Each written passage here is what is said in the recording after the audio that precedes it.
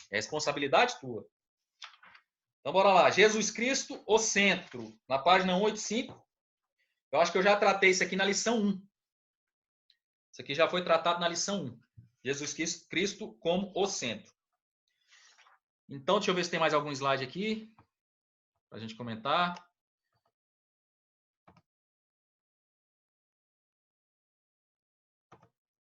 Não, tem não. Então, agora eu vou desbloquear vocês para a gente fazer uma discussão. Ok? Deixa eu ver aqui se eu consigo fazer isso. Vocês foram desbloqueados? Se não foram, cada um se desbloqueia aí. Agora essa aula vai terminar um pouco mais cedo. Começa aí, pastor João. Faça um comentário aí em relação a igreja, alguma coisa assim. Não há nada Tem o microfone aí. Espera aí. Eu vou colocar vocês mudo de novo, ok? Coloquei. Quem for comentar, só a pessoa que for comentar. Pastor João, fala aí o que o senhor está falando. Só quem for comentar, se desbloqueia aí.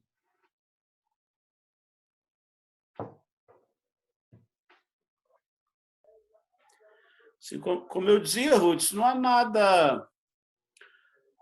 nada a acrescentar, não. Acho que ficou clara a questão da união hipostática, né, que é fundamental nessa disciplina. Isso aí, não tenho nada a acrescentar e da minha parte não há nenhuma dúvida também não. Aí se os meninos aí... Eu vi que a Rosângela, não sei se tu respondeu a Rosângela, ela tinha feito uma pergunta. Tu já viu aí a pergunta dela? Qual foi a pergunta? Da Rosângela. Foi no grupo ou foi aqui no... Eu acho que estava aqui. Eu mexendo aqui, aí apareceu uma pergunta que ela tinha feito. Rosângela, confirma aí a sua pergunta, minha filha. Deixa eu ver aqui. Não. Só piscou aqui para mim aqui, mas eu, para evitar dar erro aqui, eu nem olhei não. Eu não vi a pergunta não. Quiser ler aí, pergunta aí.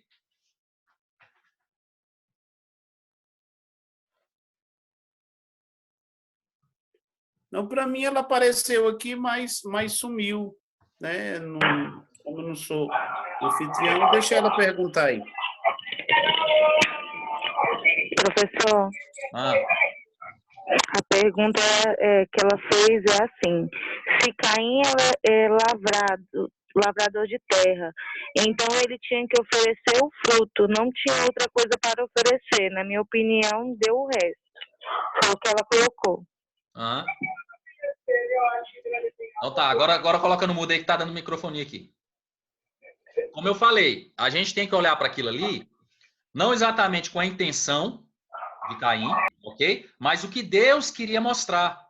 Que depois do pecado tinha que haver derramamento de sangue para ele, o próprio Deus, ser agradado. Para que esse preço fosse pago. A ideia que está sendo recorrente ali é a ideia de sacrifício. E como a gente está tratando a matéria de cristologia, por isso que eu falei, dentro de cristologia, Cristo como primícias não é uma boa ideia da gente ter. A gente tem que ter uma ideia, cristologicamente falando, dele como primogênito sacrificado. Ok? Então, naquele contexto ali, a gente tem que olhar para o que Deus está apontando. Entendeu? E não exatamente para aquilo. Porque, obviamente, se ele fosse fazer outra coisa, se aquilo ali fosse, por exemplo, ele dá os 10% dele ali, fosse para dar as primícias, estava certinho. Só que o que Deus queria mostrar ali não era aquilo. O que a revelação tá mostrando ali é exatamente apontando para o sacrifício de Cristo. Que Cristo já tinha sido o cordeiro morto, o primogênito dentre os mortos, o cordeiro que foi morto desde a eternidade. Então, naquele contexto, Deus já prometeu ali, quando ele deu a maldição para a mulher, ele prometeu ali para a mulher, para Adão e para Satanás, ele já prometeu ali Cristo. Então, a ideia que está recorrendo ali nos primeiros capítulos de Gênesis é exatamente essa ideia cristológica do sacrifício. Entende? Não sei quem foi que falou isso aí, que eu não estou vendo a carinha aqui, mas...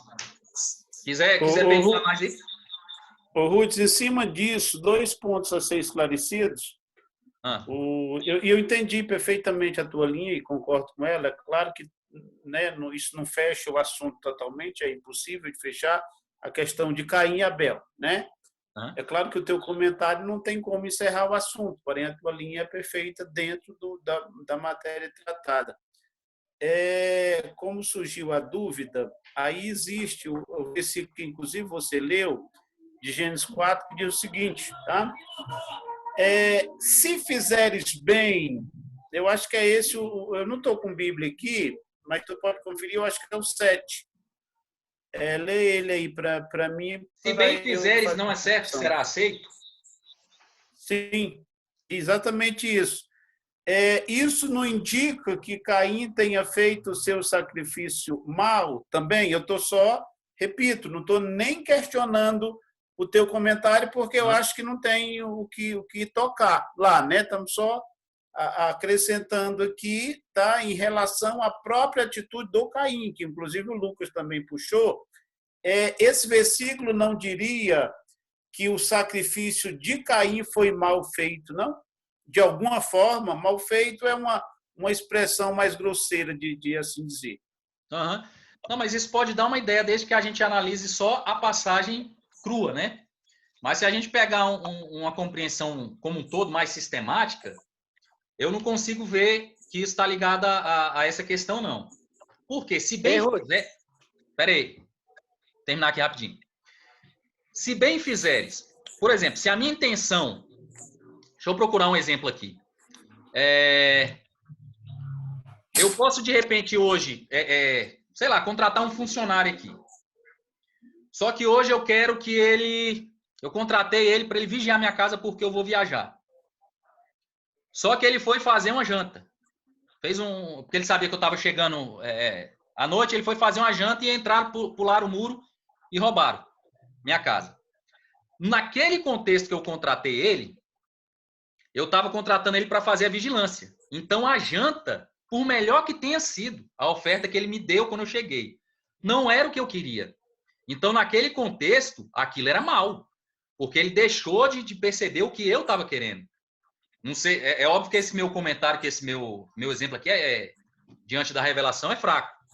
Mas eu estou querendo dizer que, naquele sentido, por melhor que fosse o que Caim oferecesse, não era bom. Imagine, por exemplo, ali no tabernáculo. Se ao invés de levar ali um animal para ser sacrificado, eu levasse uma outra coisa para ser sacrificada. Sei lá, ou levasse o fruto da terra, por exemplo. Quando naquele momento era obrigado a ter um sacrifício, a ter um derramamento de sangue. Por melhor que fosse, Deus também não ia aceitar. Então a gente tem que perceber o que Deus está querendo. Porque por melhor que seja o que a gente ofereça, o que a gente quer dar, se Deus naquele contexto, naquele momento, não está exigindo aquilo, aquilo vai ser mal. E isso vai fazer com que a gente se sinta mal também. Por quê? Você faz uma coisa super de coração, super aberto, com o maior entusiasmo, e chega lá, a pessoa olha e fala, não gostei. Aquilo ali dói. Aquilo ali dói. Então, a gente tem que observar exatamente para o que aquela pessoa quer, no caso, Deus. Qual era o contexto que ele estava indicando? O que ele estava querendo naquele contexto? Isso serve para a nossa ideia, por exemplo, voltando aqui para a ideia de cada parte do corpo receber uma função, isso também pode ser aplicado ali. Você foi chamado para ser, deixa eu ver, um mestre, um professor, pronto. Foi chamado para ser professor. Só que você resolveu ser pastor.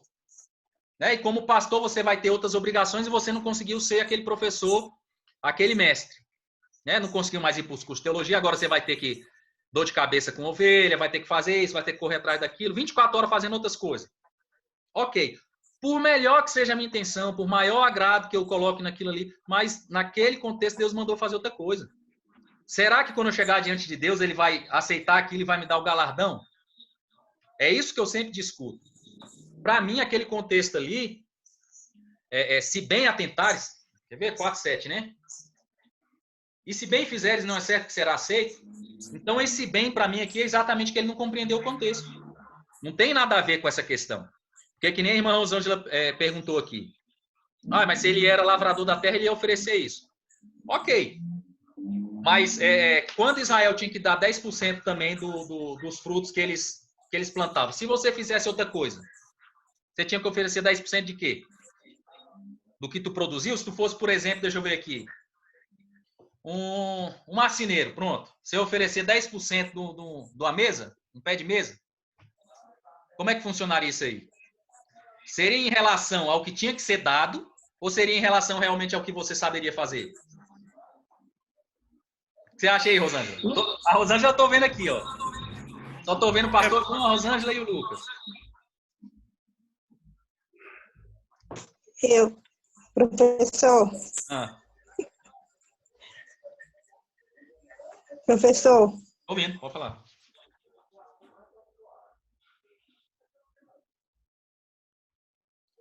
Fala.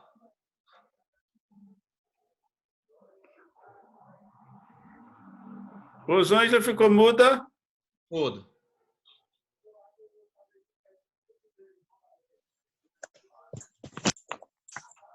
Pronto. Vai. Oi. Desembucha, mulher. Eu acho sim que Caim deu os 10% das frutas, né? Porque ele era lavrador de terra, né? Então, para minha opinião, acho que ele deu os 10%, a premissa dele lá não foi o menor, igual o Abel fez, né?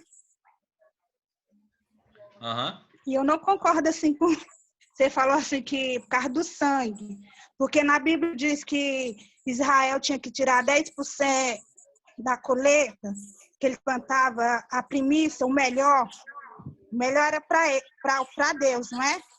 De tudo que eles plantassem, os frutos, eles tinham que tirar lá os 10% para mim, os 10%, mas acho que não era os 10%, né? Era os melhores dos frutos da terra a dar para Deus, não era? É. Mas olha só, terminou aí? Então, porque... Terminei. Só para eu responder isso aí. Terminei, pode falar. Então, coloca no mudo aí que tá dando um pouco de microfone aqui. Mas olha só, isso aí é o que a gente chama, isso aí que você fez é o que a gente chama em teologia de anacronia. Que é o quê? Você analisou uma coisa certa, só que no tempo errado. Porque lá em Gênesis, Adão, Eva, Caim e Abel, não existia essa ideia de 10% ainda. Então, essa compreensão lá da época de Israel, já não caberia para a gente falar isso aí. O que a gente tem que compreender ali era o seguinte: você, antes do pecado, Adão e Eva ofereciam alguma coisa para Deus? A não ser a própria obediência normal, natural? Não era necessário. Por que começou a ser necessário a oferta para agradar a Deus? Por causa do pecado. Por causa do pecado, começou a ter a necessidade de quê?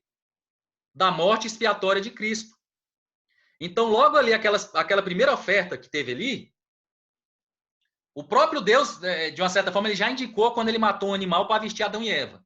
Então, essa primeira oferta que teve ali era necessariamente, diretamente, logo em sequência, por causa do pecado. Então, naquele sentido ali, não tinha nem a ideia de reconhecimento de que Deus era o provedor de tudo, até porque, mesmo depois do pecado, eles viviam numa terra ali visualizo eu, que não existia essa necessidade de eu vou oferecer isso para que Deus abençoe a minha colheita. A terra devia dar tudo do bom e do melhor e sobrava ali, não apodrecia, né, na minha visualização aqui. Então, a ideia ali era exatamente, estou oferecendo um sacrifício por causa do nosso pecado. Então, a ideia da necessidade expiatória de derramamento de sangue está ligado diretamente ao animal. Está ligado, obviamente, a esse animal representando Cristo, prefigurando Cristo. Então, naquele contexto ali, o primeiro sacrifício que o homem vai oferecer, ele não entendeu que vai precisar de um derramamento de sangue para me agradar logo depois que eles pecaram. Então, aquilo ali tem uma ideia teológica muito pesada. A gente não pode olhar para Caim e Abel, a gente tem que olhar para Deus. A gente tem que olhar para a condição pós-pecado. Entende? O que o próprio Deus começou a fazer depois do pecado e o que ele mesmo começou a exigir. Ali estava muito dentro do contexto de pecado. A gente vai ter que oferecer oferta para Deus por quê? Porque pecaram. Ixi, e agora? Como é que a gente agrada a Deus? Como é que tem que ser essa oferta? Derramamento de sangue. a primeira oferta logo já não podia ser essa ideia de primícias, entendeu? Tinha que ser do primogênito sacrificado, que apontava para Cristo. Mas não vou dizer que você está errada, não vou, né? Mas essa questão carrega uma teologia pesada nisso aí. Todo mundo tem o direito aí de argumentar, de falar, mas se a gente não for olhar para as personagens, é outra dica que eu dou para vocês. A gente vai falar na próxima aula dos evangelhos, não sei se vai dar tempo de falar muito sobre isso, mas quando a gente olha ali a questão da revelação de Cristo nos evangelhos, a gente vê aspectos diferentes, né? Parece que cada um quer ressaltar alguma coisa. E é realmente isso que acontece. Uma coisa que a gente faz muito errado é o seguinte. Tem moto passando aí, hein? Uma coisa que a gente faz muito errado é de quando a gente lê a Bíblia... Silenciei todo mundo de novo. A gente fica preocupado com os personagens que aparecem. Muito cuidado com isso. O personagem que aparece, ele só está revelando uma coisa que o autor do livro quer revelar. Então, muito cuidado para a gente não ir no detalhe do personagem. Então, por exemplo, quando o Lucas, de repente, fala de um milagre de Jesus, muito cuidado para não ficar prestando atenção no milagre ou, de repente, no endemoniado. Muito cuidado. O que é que Lucas quer mostrar com isso? Então, vamos prestar atenção no que o autor está dizendo e não no que o personagem é meramente um instrumento para revelar o que o autor quer dizer. Ok? Então, a mesma coisa, de repente, da gente começar a ler um livro, o autor do livro, ele quer revelar uma história, existe um pano de fundo, né? O que a gente chama em teologia de Sitzenleben, existe um pano de fundo daquilo ali, só que a gente vai se prende a personagem. Se prende a personagem. Por exemplo, ali, quem leu aí, eu acho que todo mundo, ou pelo menos a maioria, deve ter lido aí Dom Casmurro, né? Que é obrigatório você ler isso aí no colégio. Existe a ideia ali de que Machado de Assis, que ele quer passar. Se a gente se preocupar ali com a Capitu e com o Bentinho, né? A gente vai sair dali, por exemplo, falando que a Capitu era safada, que era isso, que traiu, que não sei o quê. Mas a gente vai esquecer o que Machado de Assis quis falar. E a gente pode chegar a outras conclusões. A gente pode julgar a mulher, de repente ela nem traiu o Bentinho, a gente nem sabe, né? Então, o que Machado de Assis quis dizer ali naquele livro? Então, muito cuidado para quando a gente não lê a Bíblia, a gente fazer a mesma coisa. De se preocupar demais com um milagre ou se preocupar demais com a personagem e não se preocupar com o escritor. Lucas, Mateus, Marcos, quem quer que seja. Porque o escritor que foi inspirado por Deus para revelar algo ali em cima daquela história. A história é um mero instrumento de revelação de uma verdade maior. Entende? Então, quando a gente vai ler, por exemplo, essa discussão que a gente estava tendo de Caim e Abel, muito cuidado para a gente se preocupar com a oferta, de inventar questões psicológicas para Caim e Abel. Não, mas Caim era mau. Caim era não sei o quê. Caim era invejoso. Caim era feio. Muito cuidado. A gente tem que tentar ir para...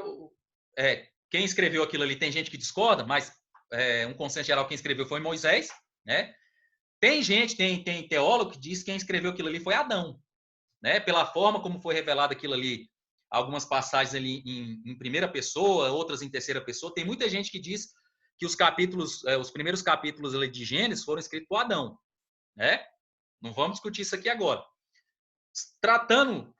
Sendo Moisés, a gente tem que perceber o que Moisés quer revelar naquilo ali.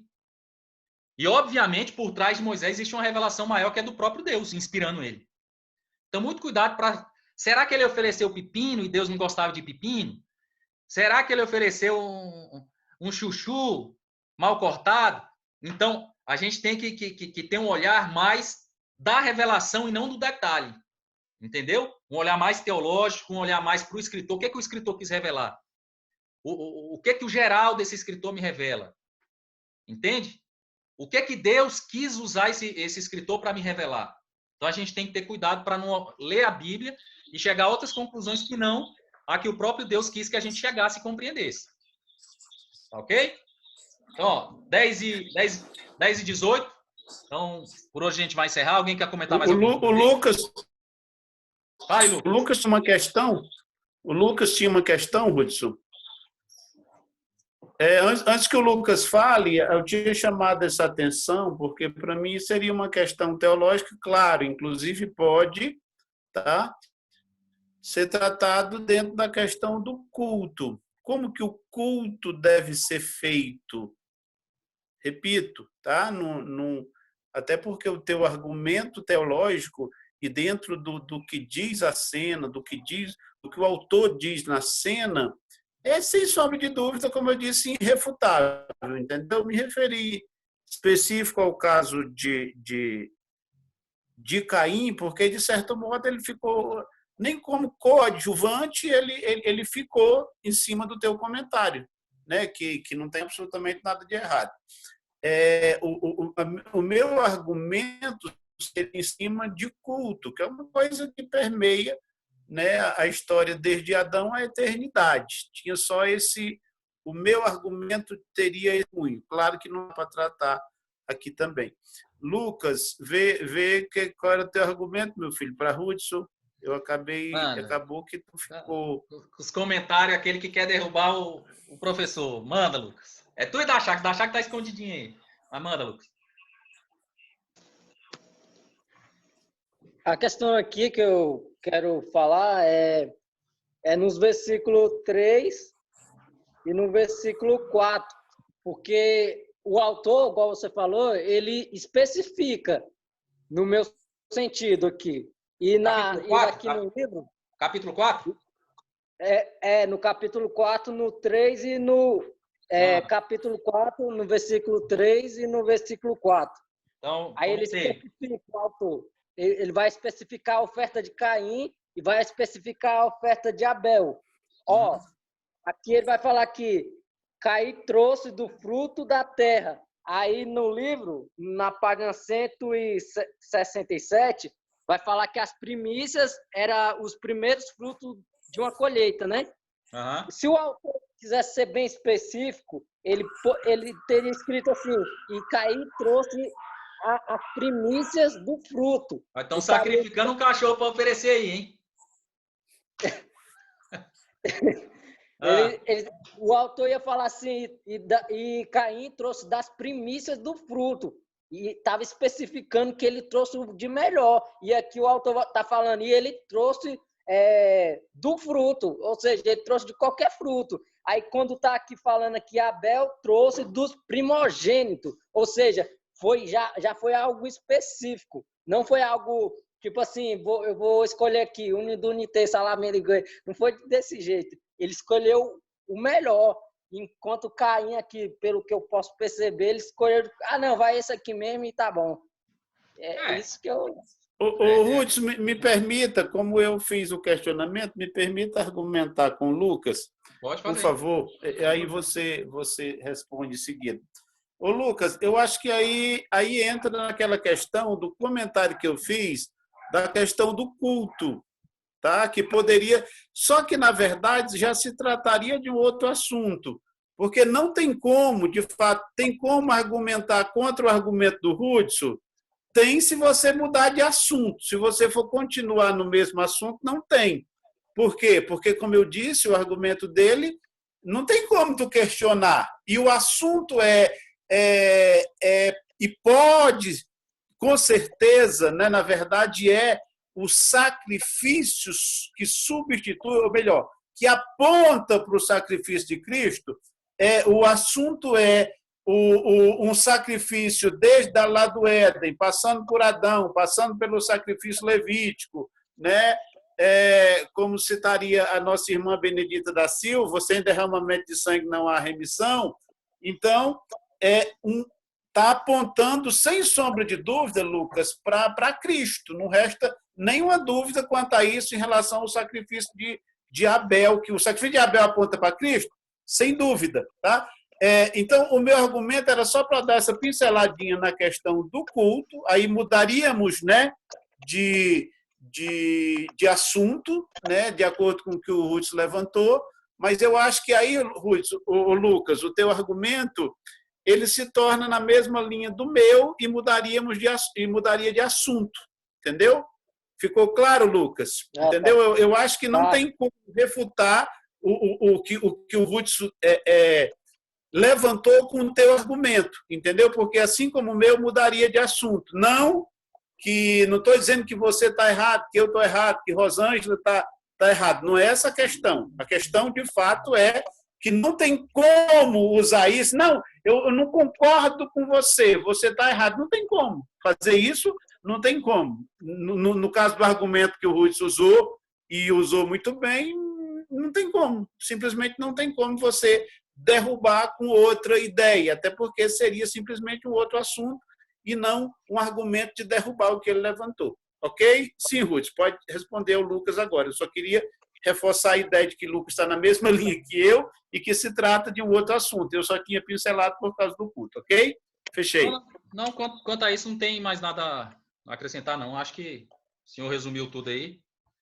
E pelo horário também aqui, se eu for começar a falar mais aqui, a gente vai até umas 11 horas. O Zoom hoje permitiu que a gente ficasse até agora, né? Não vamos abusar, não.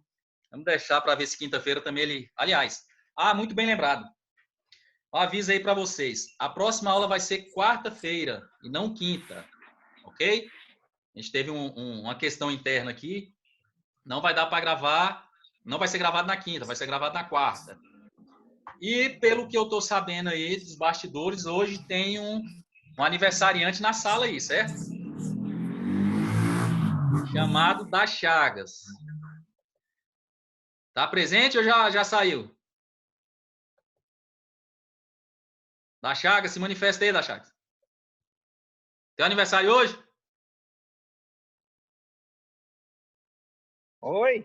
É teu aniversário hoje? Nada, foi sábado. Então, meus parabéns atrasado. Obrigado. Como presente de aniversário, eu vou te responder depois lá no áudio lá, aquela pergunta que você me fez tem 1 ano e meio, eu não respondi ainda. Não precisa não, já tem resposta. Não, mas eu vou responder. Vou fazer que nem a Bel, eu vou oferecer o que eu acho de melhor. Meu professor aí, ei, professor João respondeu. Ei, professor João respondeu para mim. Não, então você aceita o sacrifício dele e o meu você recusa. Você demorou demais. Você enrolou demais. Não, senão agora meu coração vai se encher de inveja igual de Caim. Mas brincadeira à parte. Da Chagas, aproveita aí, meu irmão. Faz uma oração aí pra gente encerrar a aula. Ô, gente, vamos dar parabéns pro Da Chaga. Libera aí os microfones aí, Ruth, de todo mundo, para dar parabéns pro Da Chaga. Se liberem aí, pessoal. Parabéns, Da Chaga. Muitas felicidades. Deus te abençoe muito. Parabéns, Da Chagas. Jesus te abençoe. E sua família também. Amém. Obrigado. Agora, meu irmão, agora o primeiro pedaço vai para Jesus. Ora para ele aí. Para encerrar a aula. Amém. Senhor, meu Deus e Pai, Jesus amado. Pai, te agradecemos, te louvamos, meu Deus, pela tua infinita misericórdia. Pai, obrigado, meu Deus, por esse momento especial, Pai, junto com os demais irmãos, aprendendo mais de ti, Pai, da tua palavra. Possamos, meu Deus, aprender mais. E que o Senhor venha nos dar força, venha nos dar ânimo. E que o Senhor venha, meu Deus, despertar cada vez mais, Pai. Para que possamos, meu Deus, dar bons frutos em nome de Jesus. Amém. Amém. Então é isso aí, meus irmãos. Então, por hoje, um abraço para todos. Fica na paz.